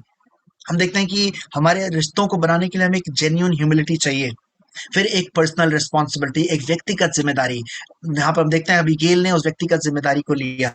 उसने बोला हाँ जरूर मेरा पति दुष्ट है ना। हमें कई बार हम रिश्तों बनाने का मतलब ये नहीं कि हम गलत गलत चीजों को छुपाते रहें, या हम लोगों को गलत चीजों में उनके साथ खड़े रहें। ये रिश्ते बनाने का मतलब नहीं है। सही रिश्ते का मतलब है कि हम जो गलत चीज है उसको भी एड्रेस करें, हम उसको सुधारने के प्रयास करें। हम गलतियों को हाइड करके, है ना, हाइड करके हम रिश्ते नहीं बना सकते। जो गलत चीजें उसको एड्रेस करना जरूरी है। हाँ, यहाँ पर उसने जिम्मेदारी ली और उसने बोला, उसने समझाया, उसने अपने पति के कंडक्ट को, उसके व्यवहार को समझाया कि हाँ जरूर मेरा पति गलत है, लेकिन मैं उसकी तरफ से क्षमा मांगती हूँ, और उसने अपनी इस पहल को किया। और अब देखते हैं उसने उस जो था एक सेल्फलेस, एक निस्वार्थ उसने स्वभाव दिखाया। उसका ध्यान केवल दाऊद के ऊपर था। उसने कहा जरूर तू भविष्य में राजा बनेगा। उसने अपनी स्वार्थ की नहीं सोची, लेकिन उसने दाऊद की वजह से, उसने दाऊद के लिए सोचा। और आप जानते हैं कि हमारे रिश्तों में ये चीजें जरूरी हैं। अगर आप रिश्ते बनाना चाहते हैं तो आपको कुछ खतरों के, कुछ आपको रिस्की इनिशिएटिव्स लेने पड़ेंगे। आपको अपने आप को इमोशनली सिक्योर करके लोगों के साथ रिश्ते बनाने पड़ेंगे। अपने लिए भयभीत मत रहिए। आपको एक नम्रता का नमूना रखना पड़ेगा लोगों के सामने। आपको एक व्यक्तिगत जिम्मेदारी लेनी पड़ेगी, और आपको एक निस्वार्थ स्वभाव दिखाना पड़ेगा अगर आप सच में रिश्तों को मेंटेन करना चाहते हैं। आइए हम थोड़ा गौर करें कि हम जो है, हम क्यों रिश्तों में, हेल्दी रिलेशनशिप में क्यों स्ट्रगल करते हैं, है ना। थोड़ी देर आइए हम मनन करें, और मैं कुछ यहाँ पे थोड़ा सा आपको एक सजेस्टिव सॉल्यूशन देना चाहूंगा। अगर आप एक सकारात्मक रिश्तों को बनाना चाहते हैं, तो जरूरी है कि आप लोगों को समझें। हम बड़े जल्दी क्विकली हम जजमेंटल हो जाते हैं। हम लोगों को देखते हैं और देखते के साथ न्याय पास कर देते हैं। हम लोगों के विषय में समझना नहीं चाहते। हम बहुत जल्दी हम जजमेंटल हैं। हम चाहते हैं कि हमारा कोई न्याय ना करे, लेकिन हम लोगों को देख करके जजमेंटल हो जाते हैं। हम न्याय कर देते हैं, है ना। अगर किसी के पास बड़ी गाड़ी है तो बोलते हैं जरूर बेईमानी का पैसा होगा, है ना। किसी ने बड़ा घर बना लिया है, जरूर इसने रिश्वत ली होगी। मैं ये नहीं कह रहा हूँ कि ना ली हो, लेकिन जरूरी नहीं है। हो सकता है उसकी मेहनत की कमाई का हो सकता है उसको कहीं से कुछ मिला, उसने कुछ संभाल के रखा हो, सेविंग करी हो। लेकिन हम लोगों को समझने की कोशिश नहीं करते। लोग अगर किसी ने कुछ गलती कर दी, हम उस पर नेगेटिव कमेंट कर देते हैं। अगर आप सकारात्मक रिश्ते बनाना चाहते हैं तो लोगों को समझना जरूरी है ना। अंग्रेजी में बोलते हैं ना कि हम उनके जूतों में पैर डालना, to be in their shoes, है ना। जब जूता पहन के देखेंगे कि वो किस उसमें है, तब आप समझ पाएंगे। अगर आप रिश्तों है ना, हमें एम्पैथी को दिखाना, हमें लोगों को समझना बहुत जरूरी है। इसलिए अगर आप रिश्ते बनाना चाहते हैं, सकारात्मक रिश्ते, तो लोगों को समझिए। Find ways of getting know and understand people. एक तरीके ढूंढिए कैसे आप लोगों को जान सकें, है ना। समय निकालिए, है ना। अगर परिवार की बात करें तो थोड़ा टाइम निकाल करके एक साथ टाइम स्पेंड करिए, थोड़ा खेल के द्वारा, कहीं थोड़ा बाहर जा करके, है ना, कुछ रेस्टोरेंट जा करके, या कुछ नहीं तो घर में कुछ थोड़ा सा लोगों को इनकेस, अगर आप दूसरों की बात कर रहे हैं, दूसरों को चाय पे इनवाइट कर सकते हैं। तरीके ढूंढिए किस तरीके से आप लोगों को जान सकते हैं। क्योंकि कई बार आप लोगों को नहीं जानते हैं। मैं आपको बताऊं कि जब मैं बाइबल कॉलेज गया था तो मेरे जो हमारे रजिस्ट्रार थे, और लोग जो उनको लगता था बड़े, वो क्या बोलेंगे उनको, थोड़ा सा बड़ा एरोगेंस और बड़े कठोर टाइप के लगते थे वो। ना वो जरूर स्ट्रिक्ट थे डिसिप्लिन में, लेकिन he was a very nice man, है ना। और दूर से जब उनको देखो तो बड़ा डर लगता था, लेकिन जब मैं गया, मुझे भी उनका सबने बता रखा था बड़े बड़े खतरनाक है, बड़े कट्टर है, बड़े कट्टर है। लेकिन जब टाइम के साथ स्पेंड करना शुरू किया तो पता चला कि जरूर डिसिप्लिन में बड़े स्ट्रिक्ट हैं वो, थे वो, लेकिन दिल के बड़े अच्छे थे। अगर आप उनसे सही से बात करिए, आपकी मदद करने के लिए, कुछ समझ में नहीं आया आपको समझाने के लिए, आपको एक्स्ट्रा टाइम देने के लिए, क्लास के बाहर अपना पर्सनल लंच टाइम देने के लिए भी आपके साथ तैयार थे। और कब पता चला, जब आपने समझने की कोशिश की, जब मैंने समझने की कोशिश करी। कई बार हमें लोगों को कई बार देख करके परसेप्शन हम बना लेते हैं। कई बार लोग बड़े स्टर्न, अगर उनका रहता है ना, मुंह पे कोई हंसी नहीं है, तो लोग बोलते हैं बड़ा खड़ूस व्यक्ति है। हम समझना नहीं चाहते कि शायद उनकी जिंदगी में कुछ ऐसा चल रहा है जिसकी वजह से उनके चेहरे पे कठोरता आ गई है, जिनकी वजह से उनकी हंसी गायब हो गई है। आपको नहीं पता कि उनके परिवार में क्या घटना घटी, उनकी जिंदगी में क्या घटा। तो जरूर की तरीके ढूंढिए कि आप उनके साथ कैसे रिश्ते, उनको कैसे समझ सकते हैं। Make conscious efforts to deposit in your relationship, है ना। जब आप अपने रिश्तों में आप जब कर रहे हैं तो अपने कॉन्शियस, है ना, भाग्य पे, चांस पे मत छोड़ दीजिए, अपने एफर्ट्स लीजिए, पूरी अपने प्रयास करिए कि आप रिश्तों में जो है इन्वेस्ट कर सकें, डिपॉजिट कर सकें। इन्वेस्ट का मतलब मैं पैसे की बात नहीं कर रहा हूँ, पैसे से मतलब नहीं, अपना समय, अपने जो भी आप कर सकते हैं उनके लिए, उनके साथ उनकी मुश्किलों में खड़े होना, उनको समझना, उनकी उनकी बातों को सुनना, आप उनके साथ इन्वेस्ट करना शुरू करिए। You never start relationship with an ulterior motive. एक चीज का ध्यान रखिए, हम कई बार रिश्ते इसलिए बनाना चाहते हैं, हम ढूंढते मेरा क्या फायदा होगा, है ना। हम अपने फायदे के लिए रिश्ते बनाते हैं। इसलिए लोग आज रिश्ते किससे बनाना चाहते हैं, हम देखते हैं कि वो किस पोजीशन पे है या कितना पैसे वाला है ना। हम कई बार लोग शादी में या बर्थडे में भी ऐसे लोगों को बुलाते हैं कि उनके, अगर हम उनको इनवाइट करेंगे तो जरूर एक बड़ा मोटी रकम मिल जाएगी, एक बड़ा गिफ्ट मिल जाएगा, है ना, एक बड़ी अच्छी चीज मिल जाएगी। हम अपने फोन में भी ऐसे लोग, ऐसे नंबर्स को हाईलाइट करके या सेव करके रखना चाहते हैं। हमें लगता है एक कॉल पे मेरे लिए इंस्टेंटली हेल्प हो जाएगी, इसलिए हम कई बार ऐसे लोगों से रिश्ता बनाना चाहते हैं। लेकिन मैं आपको बताना चाहता हूं कि अगर आप रिश्ते बना रहे हैं तो अपने स्वार्थ को अलग रख दीजिए, है ना। आप, you can never start the relationship with an ulterior motive. आप असली रिश्ते, मजबूत रिश्ते कभी अपने स्वार्थ के साथ नहीं बना सकते, अपने अपने फायदे के लिए अपनी बना सकते। और आज दुनिया में यही हो रहा है, लोग रिश्ते अपने फायदे के लिए बनाना चाहते हैं, और केवल बाहर से नहीं, अपने परिवार के अंदर भी लोग कई बार उन्हीं से रिश्ता रखना चाहते हैं जिनसे उनको फायदा होता है। इसलिए इस बात को ध्यान रखिए, अगर आप सच में असली रिश्ते बनाना चाहते हैं तो अपने स्वार्थ को, अपने जो खुद के फायदे हैं उनको अलग रखिए। आप लोगों को ऐसे तरीके ढूंढिए कि आप उनके अंदर क्या पसंद करते हैं। One find one thing you like in a person. शायद आप किसी व्यक्ति को आप ना पसंद करते हो, उसके अंदर 10 गलती आपको दिखती होंगी। और एक चीज बताऊं कि हमें से कोई भी, जितने इस मीटिंग के अंदर है, कोई परफेक्ट नहीं है। मैं अपने आप को भी बता रहा हूँ उसके अंदर, हमें से कोई भी परफेक्ट सिद्ध नहीं है। हम सबकी अपनी अपनी कमजोरियां हैं, मेरी अपनी कमजोरियां हैं, आपकी अपनी कमजोरियां होंगी। शायद हो सकता है आप मेरे अंदर 10 कमियां निकाल दें, मैं आपके अंदर 10 गलतियां निकाल दूं। लेकिन क्या हम उन 10 गलत चीजों को इग्नोर करके, क्या हम उस व्यक्ति के अंदर एक अच्छी चीज ढूंढ सकते हैं, है ना। वो शायद व्यक्ति हमें 10 चीजों में गलत दिखाई देता हो, लेकिन क्या आप 10 उन गलत चीजों को इग्नोर करके एक अच्छी चीज ढूंढ सकते हैं। आज तो उल्टा होता है, हम लोगों के हम 9 अच्छी चीजों को भूल के एक गलत चीज ढूंढ लेते हैं, और हम उस गलत चीज को पकड़ के बैठ जाते हैं। हम 9 अच्छी चीजों की बात नहीं करना चाहते हैं, लेकिन आज हम दूसरी चीज तरीके से, मैं आपको बता रहा हूँ कि शायद आपको अगर 9 गलत चीज दिखाई देती है, लेकिन क्या आप एक अच्छी चीज देख करके उस व्यक्ति की तारीफ, उस व्यक्ति को एनकरेज कर सकते हैं। एंड अगर आप एक रिलेशनशिप्स को स्ट्रांग बनाना चाहते हैं तो आप नेगेटिव को हटा करके आज एक पॉजिटिव चीज ढूंढना शुरू करिए। जो आपको उसमें 10 चीजें पसंद नहीं है, 9 चीजें पसंद नहीं है, लेकिन एक चीज ढूंढिए जो आपको उसकी बड़ी पसंद है। शायद वो व्यक्ति बहुत सच बोलता है, आपको ये उसकी बहुत पसंद हो, या हो सकता है वो बहुत बढ़िया खाना बनाता हो, या हो सकता है उसकी मेहमान नवाजी बहुत अच्छी हो, है ना। जो भी चीज आपको लगती है, एक अच्छी चीज ढूंढिए और उस व्यक्ति को इनकरेज करिए। आप देखिए कि आपके रिश्तों में कैसे एक पाइवटल, एक मतलब एक मोड़ आ जाएगा आपकी उन रिश्तों में। यीशु मसीह ने कहा, मत्ती 7 अध्याय की 12 आयत में, अगर हिंदी में निकाल दीजिए, मत्ती 7 अध्याय की 12 आयत में इस प्रकार प्रभु यीशु मसीह ने कहा,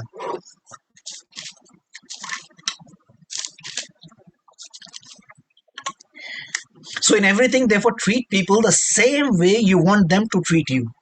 इस कारण जो कुछ तुम चाहते हो कि मनुष्य तुम्हारे साथ करे, तुम भी उनके साथ वैसा ही करो।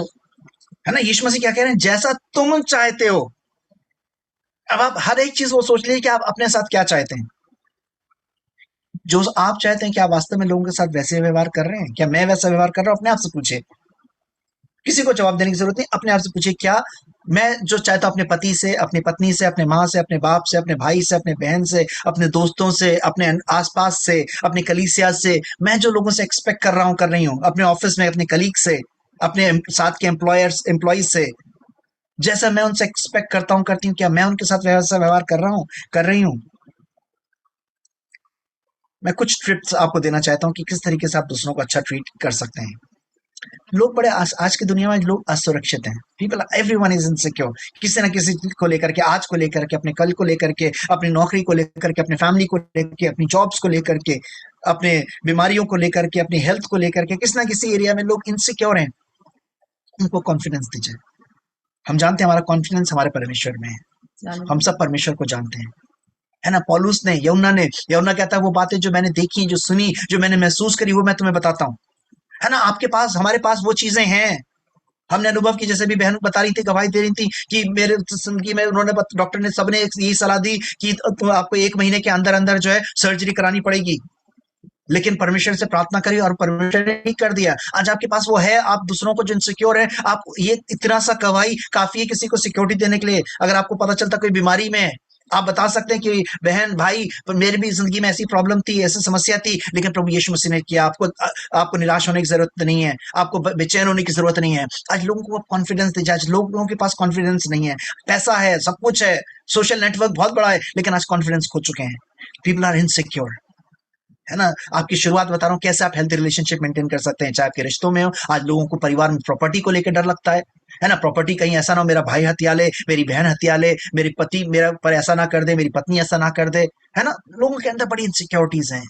कॉन्फिडेंस दिलाइए, लोगों को कॉन्फिडेंस दिलाइए।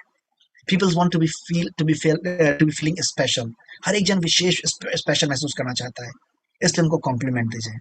है ना? हर एक, चाहे वो छोटा बच्चा हो, चाहे वो बुजुर्ग हो, चाहे कोई भी हो, आप अपने उम्र के किसी पड़ाव में क्यों ना हो, हम सब स्पेशल महसूस करना चाहते हैं।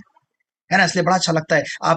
मैं हमेशा अपने कलीसिया वालों को एक चीज चैलेंज करता हूँ कि आप हफ्ते में कम से कम 1 या 2 लोगों को, जो लोग आपके परिवार में जिनको आप रेगुलर फोन नहीं करते हैं, कम से कम 2 लोगों को आप एक छोटा सा मैसेज करके, फोन करके पूछे आप कैसे हैं, मैं आपके लिए कैसे प्रार्थना कर सकता हूँ, मैं कैसे आपके लिए कोई मदद कर सकता हूँ, कर सकती हूँ।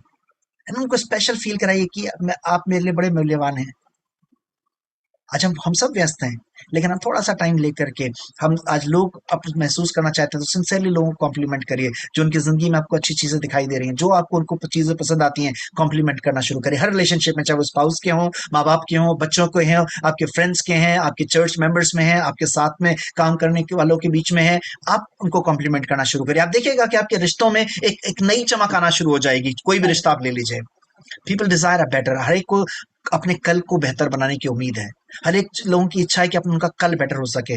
और आज लोगों की जिंदगी की आशा खत्म होती चली जा रही है। स्पेशली आपको पता है जो एनवायरनमेंट आजकल है, हमारे जिस देश में हम रहते हैं, लोगों की आशा खत्म होती चली जा रही है। लोगों को आशा दीजिए। है ना? हमारे पौलुस कहते हैं कि मैं प्रभु यीशु से जो बल देता है उसके द्वारा मैं सब कुछ कर सकता हूँ। पौलुस कहते हैं कि कौन मुझे परमेश्वर के प्रेम से अलग करेगा। है ना? एक आशा है उनके पास, वो इवन मृत्यु के बाद भी आशा देते हैं। कहते हैं कि हमारा विलाप ऐसा नहीं है जैसे दुनिया करती है, क्योंकि प्रभु यीशु मसीह एक दिन आएंगे हमें लेके जाने के लिए। वो लोगों को आशा दे रहे हैं, होप दे रहे हैं, ताकि लोगों की होप खत्म ना हो जाए।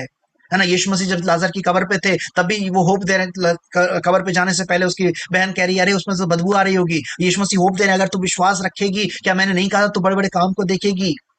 है ना? चेलों को यीशु मसीह कह रहे हैं, क्या तुमने नहीं देखा कि मैंने कैसे बड़ी भीड़ को खिलाया? तुम क्यों कर रहे, क्यों अभी तुम कुड़कुड़ा रहे हो, क्यों अभी तुम चिंतित हो रहे हो? होप, आज लोगों ने होप खो दी है। लोगों को होप दीजिए। यीशु मसीह ने कहा, पहले उसके राज्य धर्म की खोज करो, ये सारी चीजें जोड़ दी जाएंगी। तुम्हें मांगना नहीं पड़ेगा, तुम्हारे स्वर्गीय पिता जानता है तुम्हें चीजों की जरूरत है। यीशु मसीह ने हमें होप दी। है ना? यीशु मसीह ने कहा, अगर तुम मेरे नाम से जो कुछ मांगोगे तुम्हारे लिए हो जाएगा। एक होप दी। आज लोगों के पास होप नहीं है। आपके पास जो होप है, आज लोगों को बांट, उसको आगे पास ऑन करना शुरू कर दीजिए। आप देखिएगा कि आपके रिलेशनशिप कैसे मजबूत होना शुरू हो जाएंगे। आज लोगों को जरूरत है कि उनको समझा जाए। सुनिए, एक आज कमी क्या है ना, हम सब बोलना चाहते हैं। हम सबको बोलना बड़ा अच्छा लगता है। बोलने का मौका मिल जाए ना, हम आधा घंटा, 1 घंटा, है ना, कोई रुकना नहीं चाहता। प्रॉब्लम है सुनने की। हमें से कोई भी व्यक्ति सुनना नहीं चाहता। आधी बात होती ना, अच्छा अच्छा, माँ बाप बोलता है, बेटा सुन तो लो पूरी बात, सुन तो लो, मैंने कहा क्या, मैं कहना क्या चाह रहा हूँ। हम बड़े क्विकली हम कंक्लूजन पे ही पहुंच जाते हैं, बड़ी जल्दी निष्कर्ष निकाल लेते हैं, सुनना नहीं चाहते। और एक बड़ा गिफ्ट है जो आप किसी को दे सकते हैं कि आप उनकी बातें सुन करके, लोगों को समझने, अगर आप लोगों को समझना चाहते हैं तो आपको सुनना पड़ेगा। हो सकता है आपको उसके लिए घंटों और कई दिन देने पड़े। पता है सबके पास टाइम की कमी है ना। आप कहीं, आपको अच्छा लगेगा 1,000 रुपए ले लो भैया, पर मेरे पास सुनने का टाइम नहीं है। लेकिन लोगों को आज वो शायद आपका 1,000 रुपए नहीं चाहिए। मैं ये नहीं कह रहा हूँ कि 1,000 रुपए मत दीजिए किसी को, अगर परमेश्वर मन में डालना है दीजिए, मैं उसके विरोध में नहीं बोल रहा हूँ। लेकिन मैं आपको बता रहा हूँ कि कई बार लोगों के लिए वो 1,000 10,000 रुपए मायने नहीं है, लेकिन उनको पता है कि उनका कोई सुनने वाला नहीं है। आज उनका दिल बोझ से भरा हुआ है।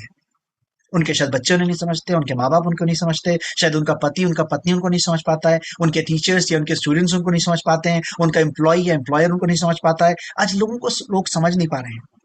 थोड़ा सा टाइम दीजिए, और शायद उस बीच में आप एक उनके लिए एक उम्मीद बन सके, एक आशा बन सके परमेश्वर का प्यार पहुंचाने के लिए, है ना। शायद पतरस कहता है ना कि सोना चांदी तो है नहीं मेरे पास। उसने सुना, उसको देखा कि एक बड़ी आशा से वो लंगड़ा उसकी ओर कान लगाए हुआ है।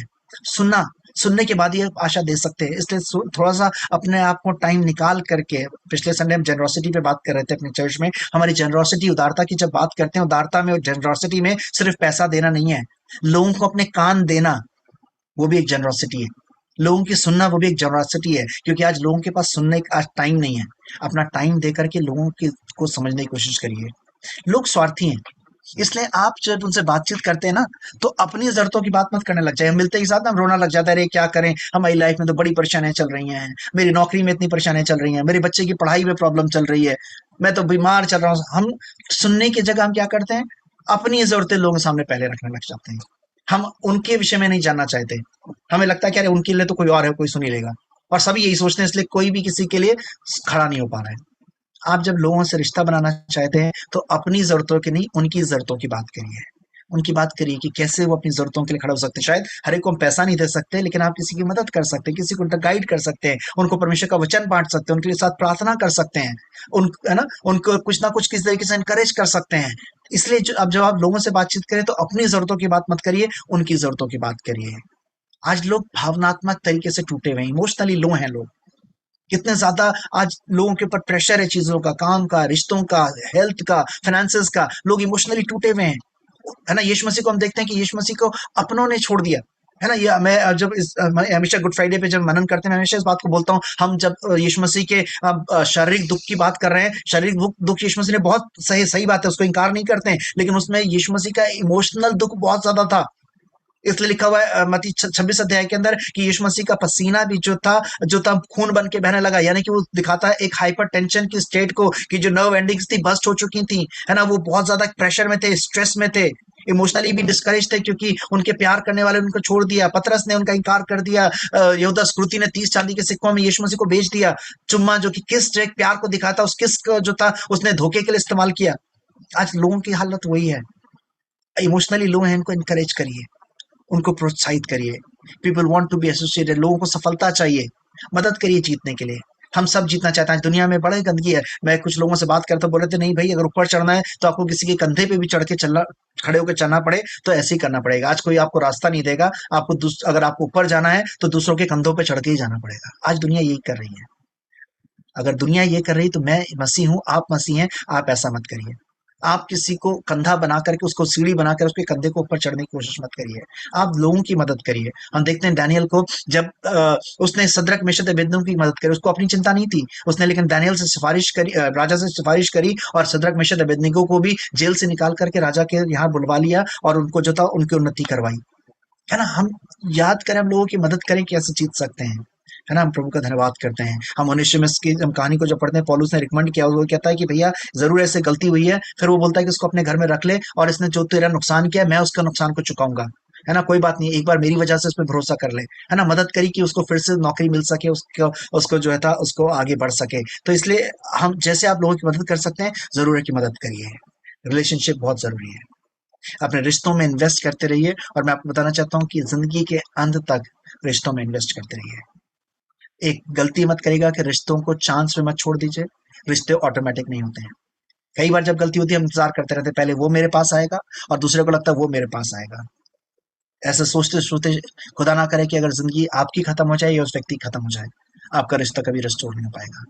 अगर आज आपकी जिंदगी में ऐसे कोई रिश्ते हैं, यीशु मसीह कहते हैं कि यीशु मसीह ने कहा अपनी उस भेंट को वहीं वेदी पे छोड़ दे और जाकर के अपने भाई से मेल मिलाप कर ले। रिलेशनशिप्स ऑटोमेटिकली नहीं हो जाएंगे, आपको उन पे वर्क करना पड़ेगा। अगर आपने रिश्तों को चांस पे ऑटोमेटिक मोड पे छोड़ दिया है तो मेहरबानी से एक बार जाग जाइए, रिलेशनशिप्स पे इन्वेस्ट करना शुरू कर दिए। When I am talking investment, मैं पैसे की बात नहीं कर रहा हूँ। हो सकता है पैसा आपको कहीं खड़ा देना पड़े, पर इट्स नॉट अबाउट पैसा, इट्स अबाउट योर टाइम, आपके एफर्ट्स, आपके प्रयास, आपकी पहल, उसमें आपकी नम्रता, आपकी ईगो क्रश होगी। क्योंकि कई बार हमारी ईगो हमें झुकने से, सॉरी बोलने से, पहल करने से रोकती है। हम इंतजार करते हैं पहले वो मेरे पास आए, और शायद दोनों ही ये सोचते रह जाते हैं, पहले वो, और कभी भी आ नहीं पाते हैं। और दुनिया के लोग आज क्या कर रहे हैं, उन दोनों को मिलाने की जगह अलग करने में लगे पड़े और उसमें आग लगाने वाले बने हुए। प्रार्थना करिए कि आप ऐसा ना करें, आप रिश्तों को जोड़ तोड़ने वाले नहीं लेकिन जोड़ने वाले बन सके। आपकी प्रार्थना हो, प्रभु मैं एक पीस मेकर बनने पाऊं रिश्तों में, मैं पीस ब्रेकर ना बनने पाऊं, मैं रिश्तों में आग लगाने वाला ना बनूं। चाहे वो माँ बाप का रिश्ता हो, भाई बहन का रिश्ता हो, सास ससुर का रिश्ता हो, चाहे वो इन लॉस का रिश्ता हो, आपकी नौकरी का रिश्ता हो, कहीं पर भी क्यों ना हो, आप पीस ब्रेकर्स मत बनिए। आज तो बड़ा दुख होता है कि मसीही लोग भी ऐसा कर रहे हैं, गॉसिपर्स बन के पीस ब्रेकर्स बन गए हैं। लेकिन परमेश्वर ने हमें एम्बेसडर्स ऑफ पीस का है, मसीह शांति के राजदूत का है। इस बात को याद रखिए, आप शांति के राजदूत हैं, और शांति के राजदूत इसलिए हैं कि आप रिश्तों को बना सके परमेश्वर के साथ और एक दूसरे के साथ। अपनी जिंदगी के अंत तक, अपने अंतिम सांस तक अपने रिश्तों पे काम करते रहिए। मैं उसी आज्ञा को याद दिलाऊंगा जो यीशु मसीह ने कहा, परमेश्वर से और अपने पड़ोसी से प्यार कर। बाइबल की सबसे बड़ी आज्ञा वो है, और उस आज्ञा इनसेपरेबल, आप उसको दो हिस्सों में करके नहीं बांट सकते कि मैं परमेश्वर से तो बहुत प्यार करता हूँ लेकिन उसको मैं बर्दाश्त नहीं कर सकता, उसको तो मैं अंतिम सांस तक माफ नहीं करूंगा, नहीं करूंगी। इसका मतलब कि आप परमेश्वर की उस बड़ी आज्ञा को तोड़ रहे हैं। परमेश्वर की वो आज्ञा तभी पूर्ण हो सकती है जब आप परमेश्वर से और उस भाई बहन से भी प्यार करें, अपने पड़ोसी से प्यार करें, तब उस आज्ञा को पूरा कर पाएंगे। परमेश्वर हमारी मदद करे। आइए अपने सरों को प्रार्थना में झुकाएं। अगर परमेश्वर आपको दिखा रहा है कहीं पे आपका रिश्ते का नेटवर्क कमजोर है, कोई रिश्ता आपसे डिमांड कर रहा है जिसमें आप पहल करें, आपको लगता है कहीं आपने रिश्तों को चांस पे, भाग्य पे छोड़ दिया और आप इंतजार कर रहे हैं कि पहले वो पहल करेगा, करेगी, तब मैं। पवित्र आत्मा से बोले, पवित्र आत्मा मेरी मदद कर। रोमियो 5:5 में लिखा हुआ, पर हम निराश नहीं होते, हम लज्जित नहीं होते, क्योंकि परमेश्वर का प्रेम हमारे अंदर बरसाया गया पवित्र आत्मा के द्वारा। पवित्र आत्मा से बोले, उस प्रेम को मेरे अंदर उंडेल दे। शायद आज मेरा हृदय कठोर हो गया है, मैं नम हो चुका हूं अपने अंदर, शिथिल पड़ चुकी हूं मैं अपने अंदर, लेकिन वो रिश्ता जो मेरा टूटा हुआ है, शायद हो सकता है आपके परिवार में ही हो, आपके पति पत्नी, आपके माँ बाप, आपके बहन भाई, आपके आस पड़ोस, आपके वर्क प्लेस में, आपके जहाँ पढ़ते हैं वहां पे हो सकता है, मुझे नहीं पता, बट आई नो परमिशन आज बड़ा स्ट्रांगली ये वचन मेरे मन में डाला कि मैं इस वचन को आपके साथ बांटूं। And I know that God has a purpose. Hallelujah. हो सकता है आपकी कलीसिया में आपके रिश्ते टूटे हुए हों, जहां पर भी है, आज परमेश्वर से पूछें, प्रभु मैं क्या बैठ इंतजार कर रही हूँ कि पहले वो मेरे पास आए, मुझे माफ करिए प्रभु, मैं इनिशिएटिव उठाने के लिए तैयार हूँ। अगर मुझे जोखिम भी उठाना पड़े प्रभु, मैं फिर भी तैयार हूँ, क्योंकि अबीगेल ने ऐसा किया, आपने किया प्रभु, आपने मेरे सामने नमूना रखा, मेरे लिए आप मेरे नमूना है प्रभु। आपने अपने चेलों के पैर धोए प्रभु, आपको पता था कि यहूदा इस्करियोती धोखा देगा, आपको पता था कि वो आपको 30 चांदी के सिक्कों में बेच देगा, आपको पता था कि पतरस 3 बार आपका इनकार कर देगा, फिर भी आपने उसके पैर धोए, फिर भी आपने रिश्ते को बना के रखने की पूरी कोशिश करी प्रभु। मुझे क्षमा करिए प्रभु। अगर आज आप बैठे हुए हैं कुछ अहंकार को लेकर के, किसी प्रेजुडिस को लेकर के, आप इंतजार करें, ऐसा ना हो कि बहुत देर हो जाए और आप जिंदगी भर गिल्ट में रह जाएं, आपके पास शायद कभी रिश्ते को रिस्टोर करने का दोबारा मौका ना मिले। लेकिन अगर आज पवित्र आत्मा आपको दिखा रहा है, बता रहा है, आपसे बोल रहा है, अपने आप को पवित्र आत्मा के अधीनता में करिए और बोलिए, प्रभु मैं तैयार हूं इस रिश्ते को रेस्टोर करने के लिए। I want to tell you, मैं आपको बताना चाहता हूँ, रिश्ता सबसे जिंदगी की सबसे बड़ी संपत्ति है। आपका घर खत्म हो सकता है, आपकी नौकरी जा सकती है, चिंता मत करिए, लेकिन रिश्ते सबसे बड़े आपकी संपत्ति हैं। सब कुछ वापस आ जाएगा, लेकिन टूटे हुए रिश्ते बड़े बड़े बेशकीमती हैं, उनको मत, रिश्तों को मत टूटने दीजिए। थोड़े से फायदे के लिए, थोड़े से नुकसान के लिए रिश्तों के साथ समझौता मत कर लीजिए, रिश्तों को मत टूटने दीजिए। हालेलुया। ओ रबा शखरबा। Thank you Jesus, thank you Lord, hallelujah. Thank you Jesus, thank you Lord, hallelujah. Thank you Lord, thank you Lord, hallelujah. Hallelujah. पता नहीं, मुझे नहीं पता, लेकिन बहुत स्ट्रांगली परमेश्वर इस बात को डाल रहा है, किसी कपल के बीच में बहुत ज्यादा स्ट्रांग प्रॉब्लम चल रही है, कोई कपल के रिश्ते में बहुत ज्यादा स्ट्रांग प्रॉब्लम्स है। हालेलुया। आपको शायद इम्पॉसिबल लगता है आपके रिश्ते को रेस्टोर हो पाना, पर परमेश्वर के लिए कोई काम मुश्किल नहीं है। रिखालाबा शांदाराबाराबा, हालेलुया। परमेश्वर से एक माफी का हृदय मांगिए, प्रभु मुझे माफ कर सकूं।